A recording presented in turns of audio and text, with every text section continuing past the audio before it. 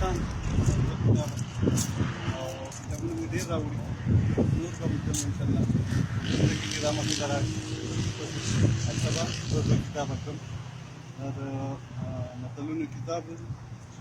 کتابونه دي محمد علي شاه پروفیسر شاه صاحب ملکانو درګۍ والا درګۍ دی درګۍ کې